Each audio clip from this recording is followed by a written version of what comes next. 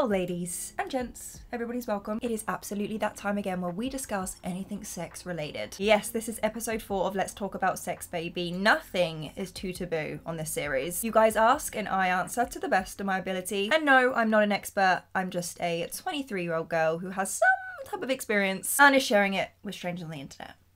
You're welcome. You know what? If this series makes one more person more comfortable to talk about this type of thing, crush the stigma around this topic, then I have done my job right. Cheers to that. As per usual, I hopped to my Instagram and asked you guys to send in your questions, scenarios, whatever it may be. I did go through and try to pick out obviously ones that I've not answered previously, which by the way, I have done 3 more episodes of these, which I will link in the description box. It may well be a question that you've asked that I've previously answered, so check that out. Let's just do this. So anything sex related, the good, the bad and the ugly, I am here to talk about. Okay, this girl talk, this is our safe space. Let's do this. The first question I'm going to answer in today's episode is how to get turned on. Now, this is such a broad question. Let's be real, everybody is different. So I'm not necessarily going to be here to like tell you how to get turned on because baby, I'm not sure. What I do want to talk about though is something related to that, and it's to do with males and females in the respect of being turned on. We are very different, and obviously I can speak from the perspective of a female because hello, I am one. Being a woman, I think it is almost more difficult to get turned on than men, right? Because I think men can almost just look at a girl and instantly be like, hi, or a male, and be instantly attracted to them, right? Like there's no sort of like process. What they see is everything that they need. Whereas women, I feel like we need more. We need more sort of like stimulation in that respect. Do you know what I mean? It takes more than a look at something for us to get turned on. I need some sort of intimacy or somewhere to start. And I'm not necessarily saying it has to be sexual, but just something that will turn us on. Normally, and I'm generalizing here, obviously differs person to person, men don't need a lot, whereas women need more. A lot of the time, women find it harder to get turned on because they just need something more specific. Getting your penis out ain't always the cure. Do you know what I mean? Like, I need some more. For fuck's sake, I have a hairband on my wrist. I swear, I'm gonna be that person, right, that has a hairband on their wrist at their wedding. I swear. Women are typically more responsive. Do you know what I mean? Like we communicate different love languages. Here's an example, guys, okay? For me, I don't like planned sex or planned sexual activities. Feel me? I feel like ladies, you'll know what I'm talking about. Sometimes we just need a little bit more than just a look. Crazy thing is, it could be as simple as like a kiss on the neck or a touch on the thigh or just, I don't know, it's just simple. We're not saying that we need a lot, but we just need a little bit more than just walking past me in the street. Do you know what I mean? Our brains function differently and that's cool. Like that's human nature, you know. I think just the way we process that type of thing is totally different to them. I feel like men are kind of idolized in the sense of they can look at a girl and sort of they'll picture her naked or picture her in a sexual scenario. Whereas us women, I wouldn't typically look at a guy and want to rip their clothes off. I need to know some more about you. The way you look at me, the way you smell, the way you touch, like little things like that. If you're not finding it easy to get turned on, you kind of need to understand what you like. Your partner should be able to help you with that. I say it all the time in these videos, but communication is key. That is going to be the success to the bedroom, okay? Tabooness causes lack of communication and lack of communication causes not the best. You could get better. Speak up. Speak up. I'm just over here with my wine. Guys, if you've not got a drink, by the way, grab one. Glass of Sauvignon, grab one if you're of age. Please, I don't want to get into that. Guys, you discover what you like the more you explore. Don't be afraid to explore. It's not an embarrassing thing. Wanting to know more about your body and your love language and how you feel best communicating sexually is a beautiful thing, and you should feel empowered to want to do that. It makes things easier and it makes things more interesting. I can assure you that. Like I said, turn-ons can be as small as a touch, a smell, a breathing pattern. So I can't exactly tell you how to get turned on, but maybe just like switch up your viewpoint about it. Okay, next question. I like this one. I love the way you've come to me with this. It's cute. Is casual sex a bad idea? Honestly, I'm gonna say no. I think the only time that it's bad is when you're in too deep, feelings can kind of get a little bit blurry. Going into something casual like that, I think as long as you know what you want and you know where they stand too, I'm talking about feelings, what you want to do, where you want to end up in this situation, and you're not harming anyone, then you're cool. Like if you're single and you just want to mingle, do your things, do you know what I mean? Like kind of be a bit of a free spirit, then you do you. It's your life at the end of the day. Set things out straight though. Don't have any confusion. You don't want one person to catch feelings over the other. Then that would be tricky. That is a sticky situation that I'm sure you don't want to get involved in. Like you don't want one person to catch feelings and the other person like fuck off. Both getting enjoyment, you're both having fun, not harming anyone or each other, then fuck it. You do what you want, babe. Thinking about it, I don't think I've ever had casual sex. Have I? No, twice. Yeah, twice. But I made the mistake of not kind of figuring shit out. beforehand. I felt really bad. As long as you're safe, clear, and having fun, then what the fuck is wrong with that? Now this question leads me up very nicely to a subject that I really want to talk about. You guys know me in these videos, okay? When it comes to sex talk, sex toys always come up and Lelo always have me covered. And somebody wants to know what is my favorite toy I have and do I have any recommendations? Babes, of course. Of course, this is what I'm here for. Not only to give my unsolicited advice, I mean it's kind of solicited. But to hook you up in this department, because I know that there are so many sex toys out there, so many different brands, so many different toys as well, all different shapes, sizes, colours. Kind of hard sometimes to differentiate the good from the bad. But one brand I absolutely stand by, and they're always a constant in these videos, is from Lelo. Lelo is a premium sex toy company, and the reason why I say premium, by the way, is because just the quality that you get, the type of toy that I recommend to a friend, to you guys, like I have no shame in doing that, because I promise you, you'll have a blast. Allow me to put my wine down real quick to introduce this toy for you. So me and Lelo have teamed up for this portion of this video, which I'm so gassed about, because when you feel passionate about something and it just links in perfectly with you and your life and this type of content, what more could I want? Some people may say, why splurge on a sex toy? Not that Lelo is crazy expensive, I don't think, but compared to maybe some websites, you may think, oh, that's a little bit more expensive. Guys, sex toys. Invest in a good one and you will honestly have the time of your life. Like genuinely, you will discover so much about your body. I've had people say to me that the sex toys that they've tried just aren't doing it for them. Like sex toys generally make a difference. They're not all the same. This sex toy, the Enigma by Lelo, will change the game.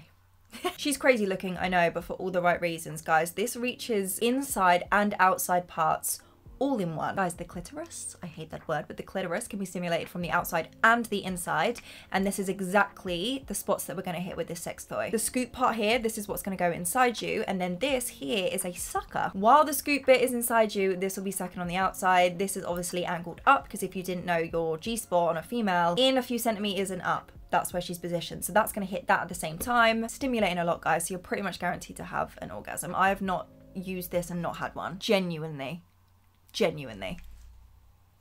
She's great. And of course, Lelo always provide different pulses, different speeds, you can build up at your own pace, whatever you prefer. Another cool feature, I'm just waving this about the place. Waterproof, so you can take it in the bath, in the shower with you. And it is a like USB charge, so you don't need like batteries or worry about any of that. Super soft silicone, body safe, so it's really lovely to use. Yeah, guys, honestly, I would not come on here and recommend a sex toy for you if it didn't actually work. She works. I will personally give you your money back if you buy one of these and it doesn't work. Like, I swear. Guys, let's crush this whole idea of masturbation being taboo, especially for females. In fact, it's empowering. I'm exploring my body to find out what I like, not only just for myself, but I can obviously take that into the bedroom with other people too. Being in control is sexy, man. Like, why not be in control of yourself? I'm gonna pop her back in her case, but guys, she will be linked below. All I can say is have fun. Okay, speaking of masturbating, I actually found this question really, really interesting. So somebody asked me, is it normal for couples to masturbate separately when living together? Now, of course, I live with my partner, just in case anybody is new. And of course, we engage in sexual activities together. And yes, we do masturbate separately. In fact, me and Jake tell each other, like, I tell Jake when I have, like, I don't know, it comes up in conversation when he has. I don't know, we're pretty open like that anyway. But it's so normal.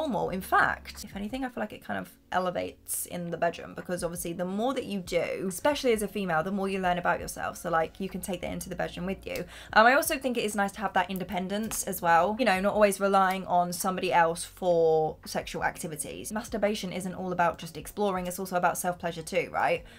So being able to just have that time by myself in my zone doing my thing, yeah, it is so normal. Guys, when you live together, not everything has to be done together, including that. I've always said this, but me and Jake living together just means we live our individual lives together.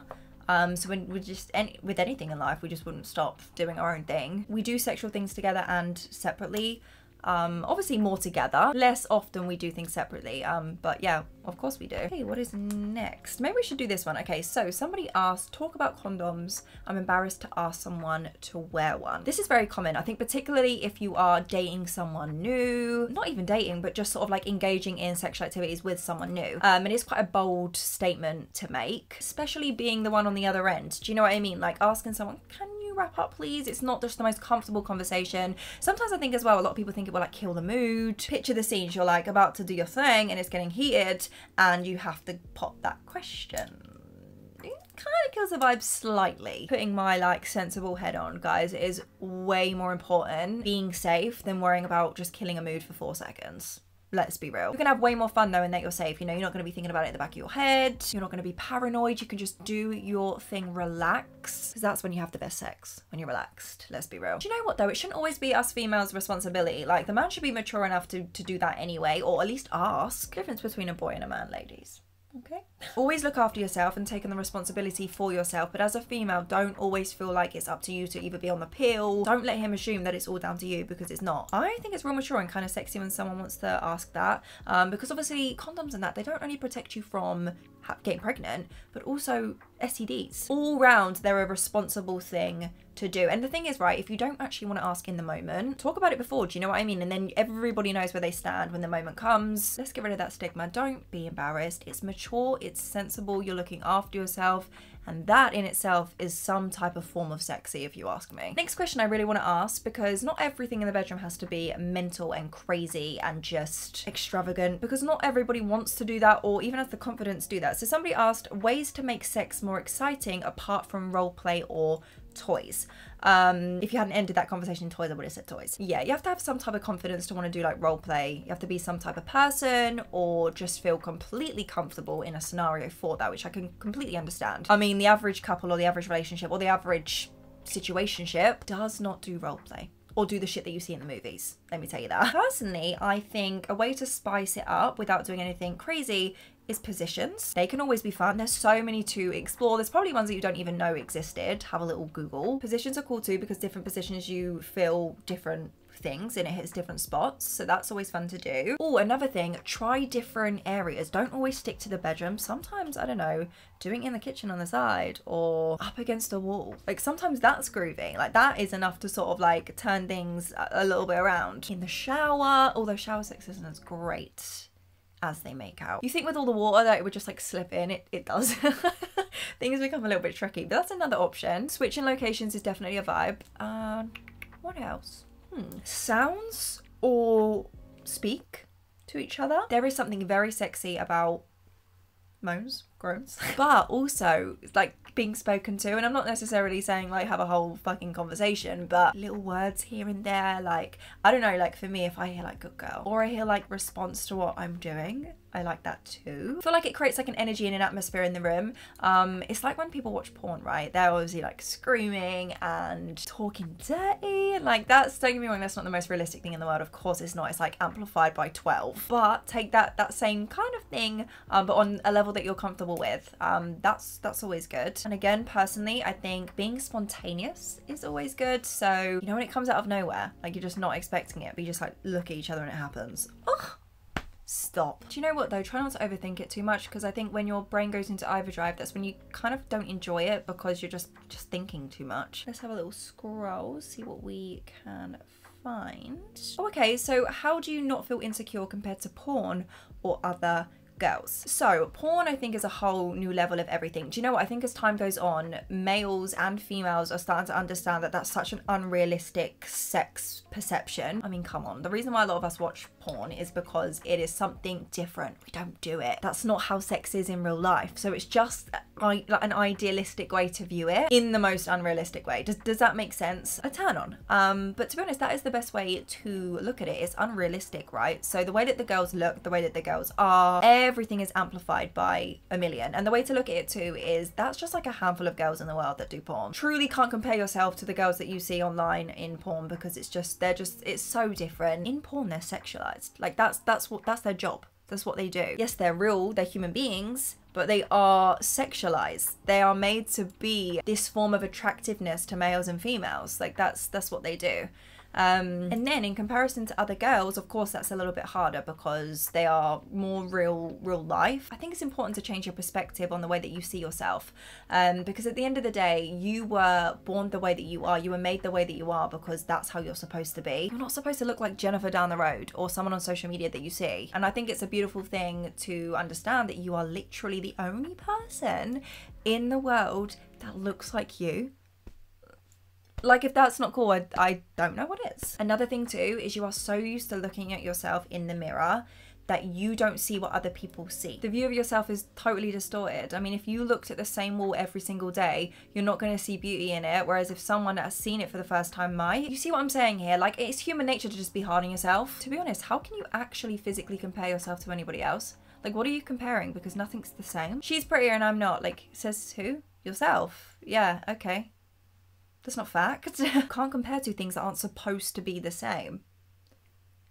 You know? Listen, it doesn't take a genius to understand that everybody is different. And if the person that you're doing things with can't see that, or you can't even see that yourself, sweetie, you need to just sit down and take 5. The older you get, the more that you understand and the more that you accept.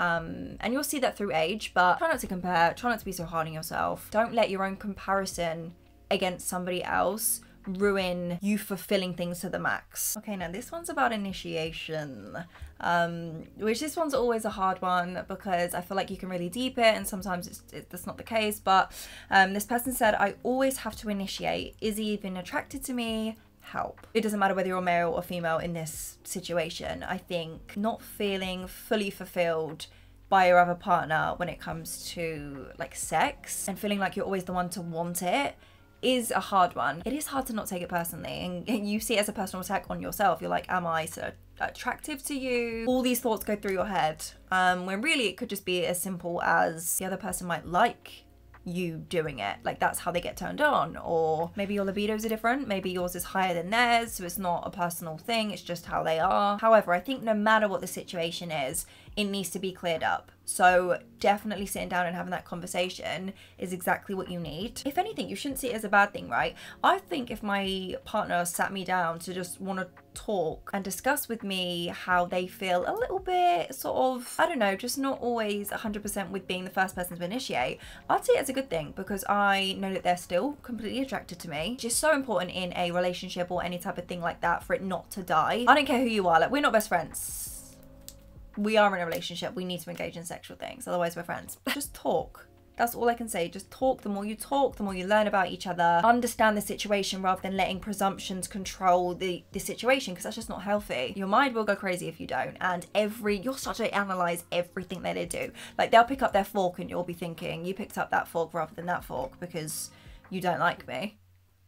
Our brains do that. They go into overdrive and they start to just think things sometimes that don't even exist. So the best thing to do is just communicate and talk. Let them know that if they initiated sometimes, that would be cool. Like, it doesn't have to be an argument or a negative conversation. Make it a positive. Express your concerns and that's how things get resolved. That's the best way to be. Okay, somebody asked me how to start sex off, and just right off the back, I would tell you that is your problem right there. The fact that you're asking that question is exactly the problem, sweetheart. I personally think the best sex doesn't come from a question or how do I do this or a feeling of wondering what the next move is. Right, are we back? Sorry guys, my camera died. Where was I? Try not to see sex as like an initiation or like a process necessarily. Let things naturally happen. And I know natural is difficult, especially if it's with someone new or it's new to you entirely. Sex can literally start from just a look. Like you give someone a certain look and it's game time, or a certain touch, or just anything. Like it doesn't have to be this big facade. I think it's about how you want to play it and you want to do and how much confidence you have. Like, do you want to be the first person to give that look or to do that touch? If you're ready for that and you want to be that person, be that bitch, babe. Like, do it. I don't know. I just think the fun of sex and the whole like excitement behind it definitely stems from like it being its own thing, like kind of starting at its own pace as and when the situation happens, as opposed to you seeing sex like a layout. Let it flow. Literally. How can I stop feeling ashamed for liking sex? I always get judged and it makes it enjoyable. Now, just to preface this situation, this has come from a female. If a boy is into sex and he likes it, whoa, he gets applauded for it. If a girl does, she is a top hoe.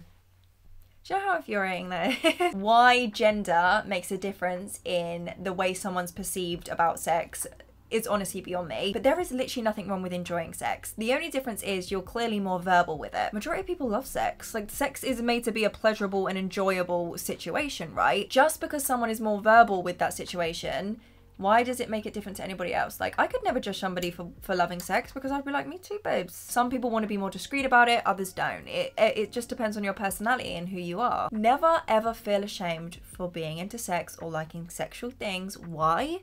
Because everybody does, pretty much. They just don't say. And that's because it's a taboo subject that people are scared to talk about. To be fair though, naturally as a female, being scared to talk about sex or discussing it in any type of form, like, I don't blame a lot of girls for not doing that, because you will, or a lot of people will judge. That's kind of energy that we don't need to carry. So we think, you know what, let's just not talk about it. I'd rather not. The crazy thing is as well, you will get some people that will look at somebody who enjoys sex as the most sexy thing in the world. And you get another handful of people that are like, oh my God, she's gross, what a hoe. Crazy, isn't it, how different people perceive different things? But you know what?